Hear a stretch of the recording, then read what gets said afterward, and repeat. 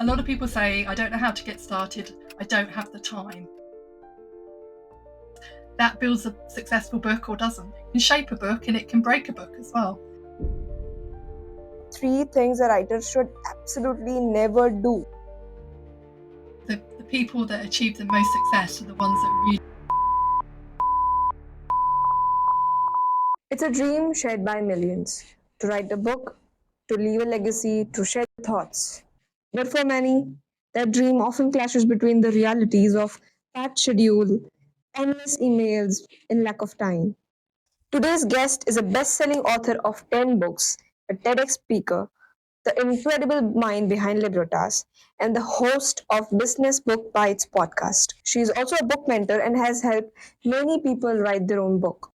In this podcast, we have talked about what problems do people normally face and how to find time for your book. Welcome to the podcast. I'm so excited for the answers I'm going to have today from you. Thank you for inviting me, Prisha. I'm excited. When you sent me the questions, as you know, I said there's a lot of questions, but I'm excited to share some of my knowledge, my expertise, and just see where this conversation goes today. I am so excited to see what I could learn from this because that's going to be a lot. Let's start with this. I want to know, when you started working with business owners, what was the most common obstacle they were facing? Was it the lack of knowledge or lack of time? What was it? So, my journey into writing has been from my own writing journey and then supporting other people. And the biggest obstacle I found in the last 11 years, now it goes on 2 levels here. A lot of people say, I don't know how to get started, I don't have the time. But actually, people think it's going to be more complex, more difficult, and more stressful than it is. And actually, that lack of not knowing how to get started, that lack of time, often masks things like lack of clarity, overwhelm, not knowing what to do in the process. So people come to me with that, don't know how to get started, haven't got the time. But actually, when you know the process, everything's so much easier. When you have a plan, everything's so much easier. So people come to me for that clarity, but they don't realize that at the time, if that makes sense. It did. It's like untangling an earphone, when Yeah. people bring in a lot of chaos and you're trying to get the answers from them. So, Yes. well, it's usually that chaos that they bring in. Yes. How could you talk more about this process? What goes on? How do you help them find their own answers? Well, it's a really interesting question because as a book mentor, my ideal client comes to me right at the very beginning of the journey, and they come to me and I help them to craft their idea. I help them to really define, what are they writing, what's their vision, who are they writing for, what problem are they solving. But invariably, people come to you when they've written 20,000 words, 30,000 Oh, words, 40,000 words, and then that becomes more difficult. Because I work with nonfiction business authors, normally people have a process or they want to use the idea of writing a book to create their IP, to create their process or intellectual property, and actually have everything everything that it uh, hangs off. So, really that's kind of the clarity, I guess, is what people get from me, but they don't necessarily know that when I help them to unpick all of that stuff that's in their head. Because you probably know what it's like being an author yourself. You've got a lot of knowledge, but actually, what you know and how you get it across to your readers is very different because we get too close to our own stuff. I know that from my own writing. You get so close to your own stuff, it can be hard to unpick it. So I use the metaphor like it's like a ball of wool in your head, and you've got lots of different colours of balls, colours of wool in there. And my job is to kind of just to say, right, here's the blue strand, here's the turquoise strand, here's the red strand, here's the pink strand, and then look at how it all fits together because people don't necessarily realise how it all fits together. And they just see this kind of this tangled up ball and they don't know what to do with it. yeah, I mean, as you said, you start with foundation. I had a teacher, and I don't remember it clearly, but she said that knowing something and creating a text out of it is a totally different thing. Yeah, yeah, yeah. And it's Uh, knowing, because my authors are very much writing a book to support their business, it's also about mm, knowing how that fits into that ecosystem as well, uh, in terms of what is their I have a 10-step system that I teach all of my clients. And the very Okay. first step is starting with the end in mind. And the very first part of that is being clear on your vision. Why are you writing your book? What do you want to do more of or less of in your business? What, do you want to be building your brand? Do you want to be creating courses? Do you want to be speaking?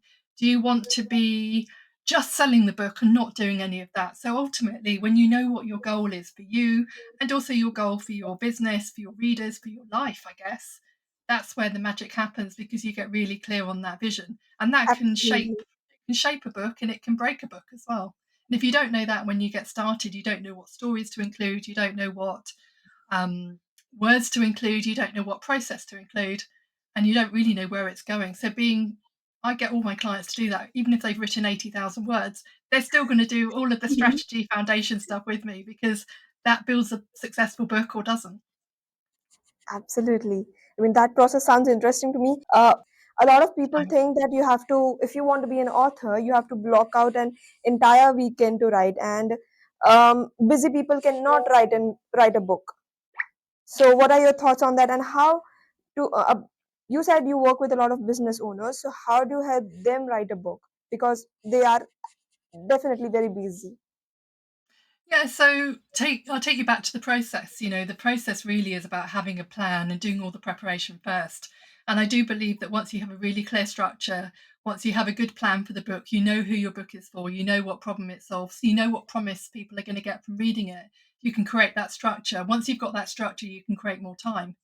There are a couple of things that I do with clients. I run a writing sprint, a 6-week writing sprint, where people can actually carve out an hour a day working with other writers. So that works really nicely.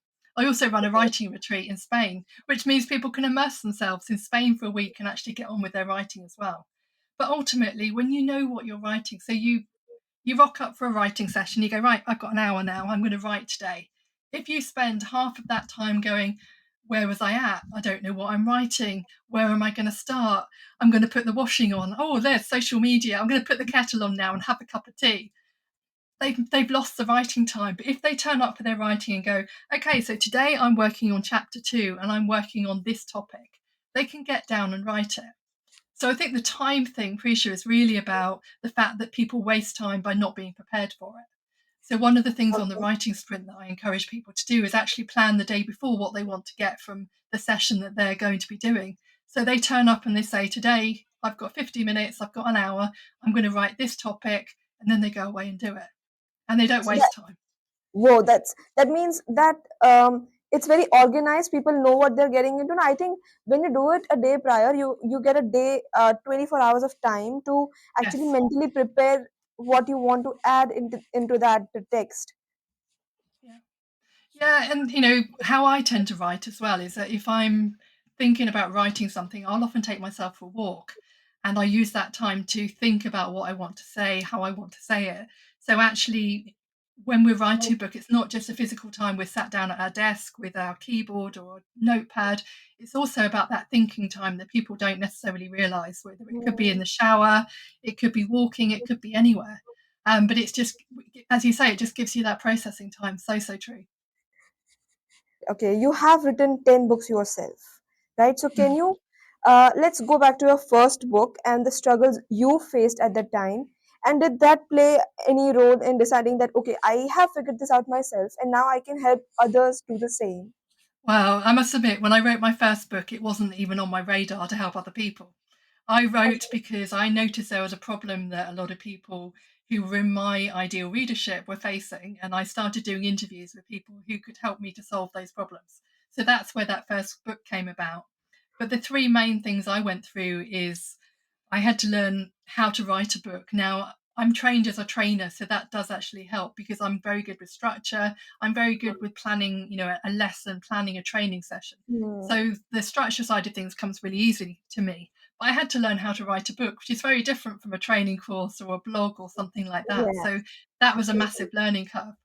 I also had to learn how to get a book published because I've never done it before. So I did a lot of research in terms of what are the different stages that people need to go through? When do I do? What do I do? What are the options? And how do I get my book out there? And when you're new, I don't think any of us know what we're doing. And the third thing that got in my way is my inner critic, because there were times when I went, who am I to write a book? What do I know? Why are people going to read it? What if people don't like it? And I think they're common things that most authors go through. So when I wrote that first book, I had no plan to help people. And it was 5 years after starting writing that I went into the book mentorship arena. And that's because I started writing more books, and people said, Karen, you've written a couple of books. How did you do it? And I'd forgotten all the pain I went through with that first one. And Oh, I also realized I had a process. And I realized eventually I got to the stage where so many people were asking me, I thought, maybe there's something I should be doing here. I find it relatively easy to write a book when I follow my own process. I find it relatively easy to write a book, but I have to be ready for it. I do a lot of thinking and a lot of preparation before I actually get down and write it. But when I do write, I write it quite quickly because I've done all the thinking and I just get the words down on paper. So I yeah, mean, so it never was in the plan. It just kind of happened accidentally, really. I think the most beautiful, magical things happen accidentally. Yeah, yeah. Yeah, and I was attending an event once, and I it was the first time I'd articulated out loud that I really wanted to help people with their books. And there was a lady I was in conversation with, and she said, "Karen, I'd love to write a book. Will you help me?" And that's how it all started. So it very Oh, much I saw and okay. So we sat around her kitchen table a few months later, and we planned out her book, and that was kind of where it all started to evolve, started to move, and started to be created. awesome. Isn't that amazing? Yeah. That's a beautiful Right story. place, right time. I talked earlier with one of my clients about serendipity and the fact that sometimes it's just right place, right time, and it happens, and just the way it goes. Oh, yeah. Hmm. If I want to write a book, how would it go? What would happen, and what am I supposed to expect other than the writing sessions and the figuring out of the entire book? So I'm not going to bore people by going through each of the 10 steps, but to give you a very brief overview, Mhm. the first thing is about being really clear on, starting with the end in mind. It's very first part of my process, where it's about getting clear on the vision for the book, why are you writing Yeah. it. Then it's about getting really clear on who the book is for and what they want to get from it as well. So I definitely encourage my clients to talk to people and find out what they want to read. You have to know what you're writing about and also the type of book you're writing as well. Is it a how to book? Is it an interview style book? Is it a memoir style book? And actually knowing the type of book is really important up front. Um, being clear on the topic, what's going in the book, what's not going in the book, and also what else has been published will help you to define your unique angle. So, for example, if time obviously is the focus of this podcast, but if I was writing a book about time management, there's a lots of books out there. Eat That Frog, Seven Habits of Highly Effective Mhm. People. There's so many popular books out there on time. I would have to find something really unique. I would have to really get clear on who my audience is as well, because if I said, "Oh, my book is for everybody," it's probably not going to hit the mark with anybody. So being clear on the audience, being clear on what they want to get from the book is important. And I think, the other thing to think about is what makes you different as a person. What makes you unique? What makes you stand out? Looking at testimonials and what people love from you, I think, is also important. And then Mm. once you've got all of that, you've probably got that concept for the book. So I'm very much at this stage of my 11th book at the moment where so I'm really clear on the problem I'm solving. I'm really clear on who it's for. I'm really clear what they're going to get from the book. And what I've done is I've created a 200-word synopsis, which basically states the book in 200 words plus a bio, perfect for pitching to a publisher, perfect just for me just to stay on task with that book. And the next thing really is the planning in terms of the structure of the book. I've got my flip chart paper just behind me. I haven't got to that stage yet, and I will post it note it out. So I will get my post it notes out and I will plan the book from start to finish. Once you've done all of that, you can start writing it. But if people don't do all of that first, that's when people come to me with 30,000 words, 40, 50,000 words, and they go, what am I going to do with this? So I think that preparation is so important. Then, of course, you've got the writing stage, the editing stage, the peer review, deciding how you're going to get published, and then marketing, of course, that needs to happen all the way through. So Okay. that's a very, very brief overview of the whole process. And there's also, there's loads of little things on the way that could derail you. Just that stuff that goes on in our head can really derail us as well. One of my clients recently said, I was doing some market research on my book and I found two books that are very similar to mine. And it could have really derailed her. But then my response is, what makes you different? And what makes your Mhm. book different? What's your unique angle that maybe other people aren't tackling? Or maybe what stories are you sharing that other people aren't talking about? So just another way of thinking about it. It's more like a therapy session at this point Yeah, it because can be. One of my clients has said that about our sessions, yes. um, what would you say to a person who has a brilliant idea for a book but is very much overwhelmed by the busy schedule? How would you help them stay focused? How would you solve them? Like, how would it go? Would it be a webinar session like this, like sit down, talk to me, or would that be okay? I'll give you a set of questions, think about them, and let's meet next week. How does that go? So it really depends on the person. I have a group program which Hmm. works really well because people talk to each other. So if one person is Ah. struggling with something and then somebody else is asking a similar question, they can almost see it from their point of view as well as the other person's point of view. I also work one to one with people, and I find with a lot of business owners, especially, is that they don't often have that opportunity to talk through what they might Mm. want to write about because they talk to their friend, they talk to their business colleague, and their friend or business colleague, they're very quick to come back with advice or ideas. I trained Hmm. as a coach, so I'm more likely to reflect back to them and just sit and let them talk. Many people are external processes as well, so they like to talk to think. So when I work with clients who like to talk to think, for me, it's about trying to capture those key moments and those key things that are important. And I think, yes, you mentioned pre-show, it's like a therapy session because people may open up to things they've never talked about before, especially if what they're talking about in their book is deeply personal. Something Hmm. maybe that they're having to unpick themselves as they're going through the process. Because some people they've been through an incredibly hard situation and they're writing because they want to help other people not to go through the pain they went through.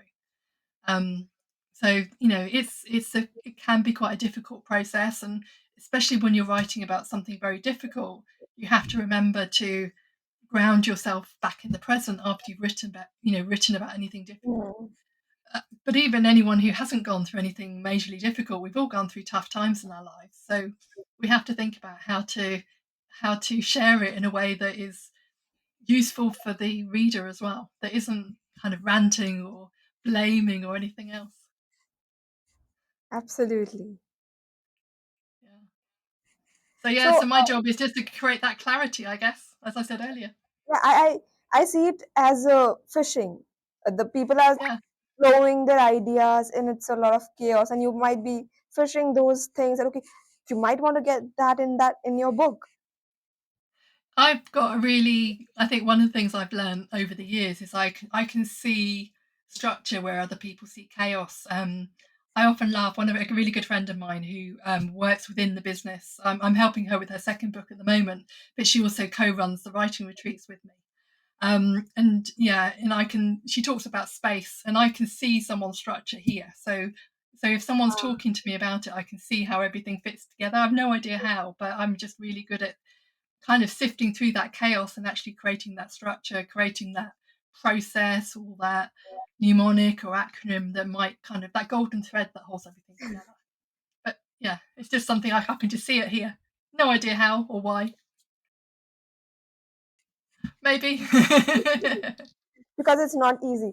Um, I want to share a story of mine as well. But I am currently writing a book, and it's a fictional book, but structuring that book has been one big of a task for me. I have been writing that book over and over again. I'm on the third draft. Structuring, maybe it's still not perfect, maybe I'll have to get on a fourth draft, but yeah, it's not easy. I'm so how does that work? Is it like you're talking to someone and you catch that, or do you get those 3 a.m. thoughts, 3 a.m. ideas, and you have to like, okay, I have this idea, you might want to note it down, and you just drop a message to that author? Yeah, that happens, that happens, yeah. Unfortunately, it does happen, 3 o'clock in the morning. Okay. So someone It who's happens for working my with you. own stuff and also for client things as well, and I'm very much a reflector, so I will often have my best ideas outside of our conversations when I just suddenly drop them an email or a WhatsApp or a message and go, "Just had a thought." So anyone who's working with her, just know you can get an email, a text at any time of the day or the night, and Yeah, it's going to be pretty important. So you must check that out. happens occasionally, yeah. You've been writing for ages now, and if you had to point out three things a writer should absolutely never do if they want to get their book finished, what would those three things be? What should you never do? You should never start writing without a plan. Uh, So, Prisha, you've talked about structure, and I think structure is one of those things that can be quite hard. But I think always start with a structure, even if the structure changes. So, as I said, I'm writing a new book. I have got in my mind, I've got 3 parts. I've got 15 core chapters. I know that it might be 12 chapters. I know that it probably won't be more than 15 chapters. Until I start writing it, I won't know necessarily how many chapters it is. But part of that is creating that plan. So I think having a structure, but also being mindful that the structure might change as you start writing it. I've written a book in the past. I got to the last chapter and went, oh my God, that chapter needs to go right at the very beginning, or uh, that chunk of information needs to go at the beginning, because sometimes it takes time to warm up. So yeah, so don't write without a plan. Have a plan, but be adaptable. That plan can change as well. Um, Going back to time is the thing that you shouldn't do is put time in your diary to write and then get distracted by something else. So I think that's common for so many people where you have an email that comes in, a client that needs help, or a family member or a crisis that you have to deal with. Try your very best, lest the house is burning or something really important to really ring fence that writing time. If you can't do it for something's happened, reschedule it in the diary. So for me, that's key. Um, and the third thing is not telling people that you're writing a book. I always recommend that my clients tell their community they're writing a book as early as possible. It's never too early to write your book because they will they will champion you. They will be cheerleading you every step of the way. They will be the people that you go to when you want advice or whether you want to clarify something or whether you want to see whether something lands or not. So, mm, for me that's important. So it's never too early to start marketing a book and talking about it, as scary as oh, that feels for many people. I think you just I've got a client who's launching her book next week actually, and she sent me uh, an email about a few weeks ago saying, "Karen, I should have started marketing my book earlier." Yeah, but you have never to too write it early. as well, so there is a balance. Yeah, never too early to market.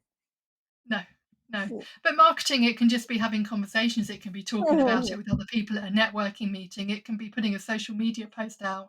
It doesn't have to be a sort of like, ta-da, a really loud thing. It could just be those conversations you have around it.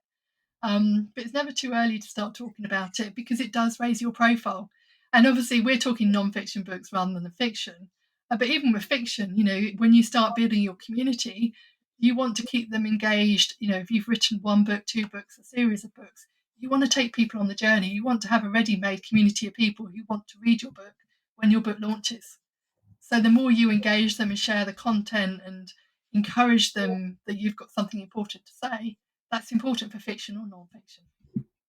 I think for first time authors, this is very much of an exercise for them to mentally prepare other people who are going to be reading this book. Because Yeah. just dropping a book would not get them excited. And Yes. you might not feel comfortable enough to talk about it. So it's also a mental exercise for first time authors. Mm. Yeah, it's not an easy thing to do, but I think it's really, yeah, I think it's an important thing to do because you see, as you talk with your friends, Prisha, it's about how it lands with people, what they're, getting their feedback, getting their insights. Is it something that they want to read? Is it something they're excited about? So I think it's Yeah. important. If you have to give me three mistakes business owners make, what would those three things be? So I think similar to what I've already said to a certain extent, not making it a priority and letting Mhm. other things steal their time. I know we've talked about that before. Um, the thing is, if we want to make time to watch Netflix series, or we want to make time to watch a film, we want to make time to go out with friends, we can normally do it, can't we? But to write a book, if I often say that once you've got a good plan, you need about 4 hours a week. 4 hours a week is like, 1 hour in an evening 4 times a week. It's about getting up an hour early and setting an alarm. It's about maybe half a day a week, maybe not, I don't know, going out for a meal with friends, but using those 4 hours a week to actually write. Or we can normally find that time somewhere. So I Mm. think not making it a priority is one thing. The other thing that people don't necessarily think about is setting boundaries with other people and asking for help. If you've got a partner, kids, family, friends, who else could help you? Could you get a cleaner in to do your housework for 6 months or something like that? Could I've got a really busy day today, so my husband made lunch. So it's things like that. What could you do to get other people on board so you find yourself free to do what you need to do with the writing? Um, the other thing that people often do is they push through and they write at the worst times of day. So, one of the things I like to do with my clients is find out when they write at their best. Where do they need to be when they write at their best? Do they need to be at their desk? Do they need to be out in a cafe? Do they need noise? Do they need silence? Are they morning people? Are they evening people? Are they afternoon people? Because if I started writing at this sort of time of day, so it's middle of the afternoon in the UK at the moment, I would write a load of rubbish, to be fair, because it's not my time to be writing. Speaking, absolutely, but writing, no. But if I write first thing in the morning, that's where my energy flows. So I think, yeah, so it's about making it a priority. It's about getting other people on board to help you. And it's also about working out when, where, and how you need to be to write at your best.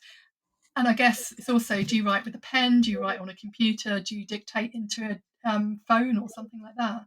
So there's so many options these days that people may not have thought about. But they're the three things I think are important. It's very detailed.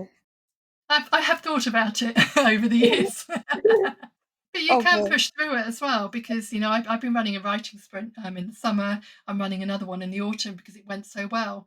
And, we have writing sessions. We have one writing session in the evening. And the evening's not good for me, but because everybody's showing up on Zoom, we're all in it together, we're all writing together. You get that energy and you get that buzz. So you can push through and write in times when maybe you wouldn't normally write when you get the right people around you as well. So that's another thing to think about. Sometimes it's just that isolation of going, I need to write, crap, what am I going to write? And then all of that inner doubt gets in the way. So I think when we work with other people, that can also be quite useful because you have other people's energy that just lifts you up as well. I strongly believe in that. I strongly believe that surrounding yourself with people who are as excited as you are, it just helps. Yeah. Yeah. I guess you're part of a community. It normalizes the process. It makes you Mm. realize that, we're all in it together kind of approach. Mm. So I think that's why it helps because you've got the energy from other people and that camaraderie, and it just, I don't know, it's just different. Absolutely. Okay, so tell me about it. You have helped a lot of people publish their book.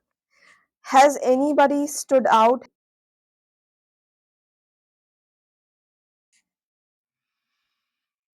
Yeah, absolutely. I think all of my clients surprise me. I think the biggest ones, one particular lady I have in mind is Croatian. She wrote her first and second books in English, not her first language. Mm-hmm. And she is writing about bold leadership. So she's worked with me for both books, first book and second book. And she wanted to write her book in English to be able to work around the world serving her clients on a much bigger and bolder level. And she has had so much success with her book because she stepped into her own bold leadership as a result of writing the book. And I think the magic happens with any client when they start to live and breathe what they're teaching in the book, when they start to realize that they need to step themselves up a gear as well. So they need to raise their own level to Mm, recognize maybe what they're doing themselves that could be so much better, or they just have that conscious awareness that they need to step into maybe a new version of themselves.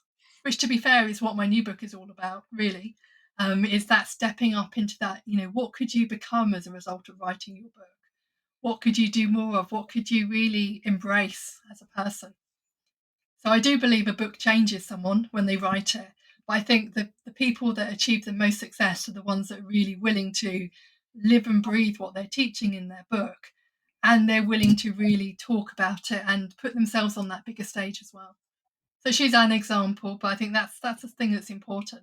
It's not worth writing a book, publishing it, and then going, "Hey, I've got it." You have to go full out with it and really embrace the whole experience of doing it. And the clients that have the most success are the ones that go full out and really go for it. It gets the audience prepped up for the coming book. Yeah, yeah. And I think writing a book myself as well. Like, I've not written a book for a couple of years. I did a second edition of Book Marketing Made Simple back at the around about this time 2 years ago. And this book has been bubbling for about 5 years, and it's sort of it's morphed. It's the shape has changed a little bit, and then yeah, working with my clients, I realised kind of that's what I need to do. And I think when I'm on the journey myself, I really know what it's like to be like my clients as well, because I know the struggles. I know the how am I going to fit it in? Where do I fit it in? When am I going to make time for it? I need to prioritize. I need to plan. I need to find my own 4 hours a week. So I guess it gets me more in that zone of being really able to understand my clients. I don't think anybody can do book mentoring if they haven't been through it themselves. Even if you've got a publishing background or you've got an editorial background, unless you've lived and breathed the experience, you don't know what it's like to be like your clients. You don't know what it's like to be in those moments of that ball of wool that's not coming together and you can't see the strands. You have to be through you have to go through it to you have to experience it. Absolutely, absolutely. Who's going to understand what I'm feeling, that chaos, if they themselves Yes. haven't been through this? Yes. Absolutely. Yeah. Yeah. Okay, you said that this book has been bubbling up for 5 years. If a Yes. client is coming to you and talking about this chaos, and how long do you think that book would take at most? Let's say, um, would it be like a 5 month, 6 month planned book sessions, or it might take over a year? How does it go? How long does it go? How, Or it can depend. I was going to say how long is a piece of string or a piece of wool maybe. Uh, I normally say that if you are self-publishing a book, you should be able to get it out within a year. Some uh, clients do it within about 9 months, and some people take a year and a half. But I think if you allow yourself, so we're recording this in September 2025. I know that I can get a book out myself within a year at the very latest. Depending on how I get the book published, of course. Obviously, if you're going down the traditional route, you have to allow a bit more time. But I think writing you don't want to feel rushed in the process, but equally, the longer you take, the more it can feel drawn out, and you just want to get the blooming thing done. So I think there's a fine line. So with the whole 4 hours a week thing, you should be able to get a good first draft within 6 months if you give yourself 4 hours a week and you've got a really good plan. That's my thought. And you have a book mentor to keep you on task and keep you to the timescale. And to deal with those moments of doubt or frustration or uncertainty or yeah, any other challenge that might be going through. okay. Um, you already have a busy schedule yourself with Mhm. your book, your client's book, and do you have hard time shifting from one book idea to the other?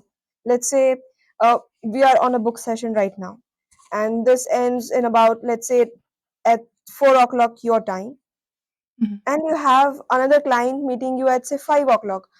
What would happen between that 4 o'clock and 5 o'clock? Do you have to prepare? Do you have to do something, or do you just relax, just calm yourself down? How does that go? Well, funnily enough, I have got a call not long after our call today. Uh, I have planned it, so I did do some planning on Friday before, so okay. I know roughly where we're going to go. But I will just trust the process. Um, tend to organise my day. How I tend to organise my day is I tend to get up and do some exercise in the morning if the weather's okay. Go to the gym, go for a walk. But I do like to plan the day before, ideally, in terms of getting everything ready so I know what's happening. I've got a particularly busy day today where I've had one meeting after the other. And I just make sure I don't try and squeeze anything else in. That's simple as that, really. So I know what's in my diary. I've kind of got everything planned. So when I got to my desk this morning, I planned it all out. Um, I like to make sure I've got enough space in the diary to breathe, though. Enough space in the diary where I can, go and maybe walk around the garden, take a breath, or do some yoga, or do some stretching, or do something. So it's definitely a mental shift. I think when you do have a lot of things on in the day, I have to have that mental shift between sessions. And sometimes I work evenings as well. Sometimes I work early mornings. But for me, it's just having that balance. And that's why I love working for myself, because I have that flexibility. Sometimes I go for a walk during the day. Sometimes I have a full on, like last night, I finished working at 8 o'clock in the evening because I was trying to get something done. So that flexibility is key in my life anyway. So being able to fit it in around other things, knowing that some days are shorter, some days are longer, and that's okay. A personal request. Can I see those sticky notes that you were talking about? The board, the storyboarding of that, all the idea of your book. Could I see it? How does that look? Oh, it hasn't happened yet. It's not happened yet. When you have any picture or something that for your previous books or something? Um, so how I like to do it, if I'm with a client and we just get different coloured post-it notes, so I just get a big piece Ah. of A3 paper, A1 paper, and just fill it with post-it notes. So I've, well, you might be able to see some. Let me just move this board out of the way. Um, bear with me a second. So I don't know if you can see. Oops. So this is kind of this was planning something else, but it would be something like that. So different coloured post-it notes that would be. So I would probably have maybe the chapter headings in one colour. I Mm. might have stories in another colour. I might have the core content in another. So it's that type of thing. So this is all colour coded when I did this. I can't remember what this was for. This was for a planned an email series, not a book. But that's the sort of thing I would do, is just have different coloured post-it notes. And then the great thing about post-it notes is you can move things around as well. Oh, that's how you One of do my it. clients, when we have our group calls, you can see them on her wall behind her. All of the post-it notes actually on the wall. You have to be careful with that though, because sometimes they fall off. So you have to be careful what post-it. You have to use proper post-it notes, otherwise they fall off, which is really annoying.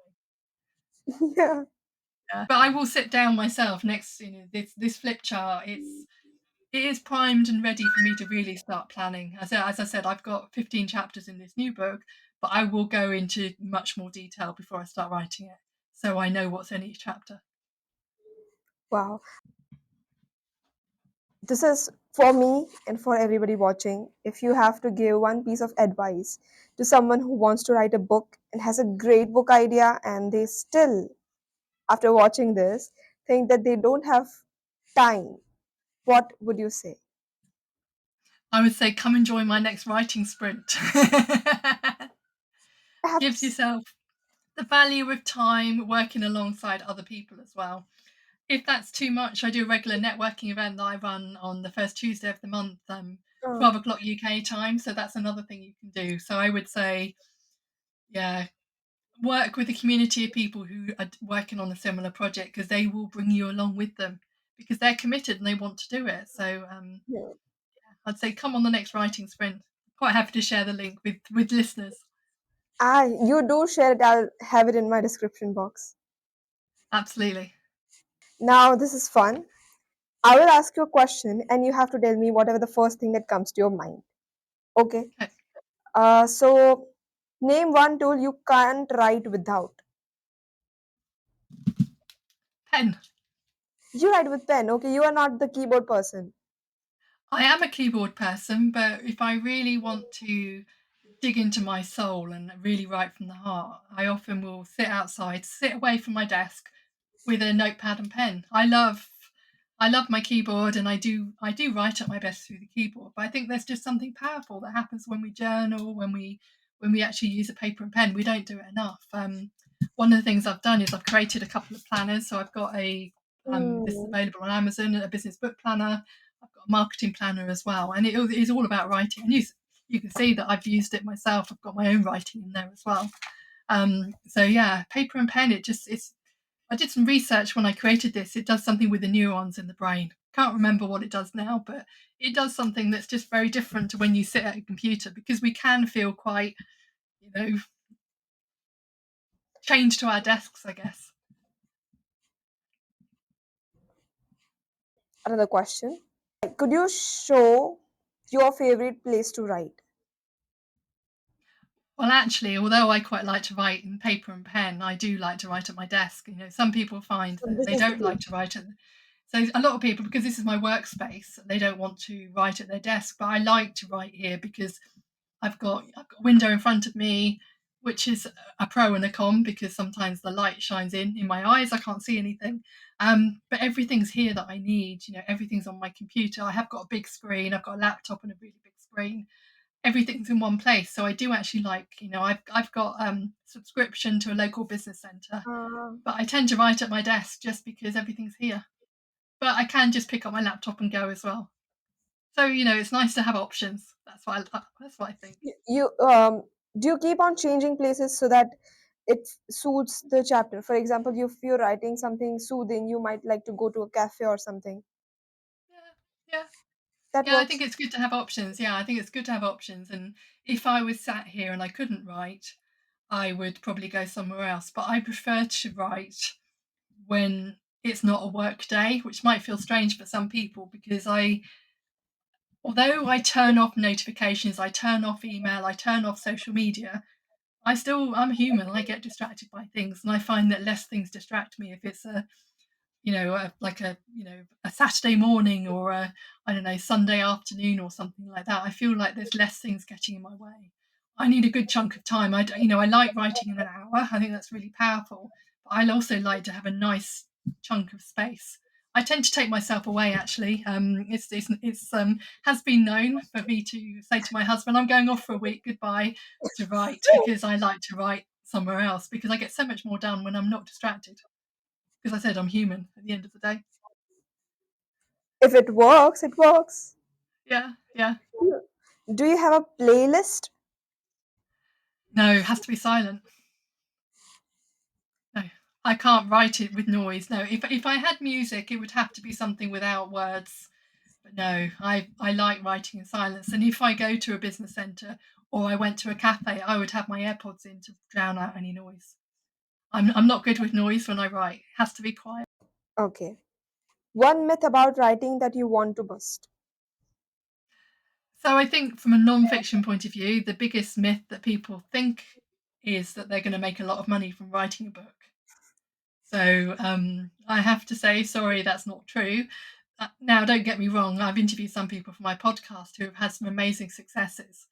But for a business related book, the success happens with what comes off the back of the book: the speaking, the consulting, the coaching, the opportunities that come as a result of writing a book. So, again, let's take you full circle right back to starting with the end in mind. When you know what your vision is, you're more likely to be able to achieve it. So if you want more speaking gigs, make sure that you tailor your book to the decision makers who are going to book you for speaking gigs. If you want more coaching, you share stories about people you've coached. So I think it's about being really clear on that. So yeah, so that's, yeah, books can make them, they can bring in a residual income, they can bring in a so-called passive income, but I Hmm. wouldn't say it's necessarily passive.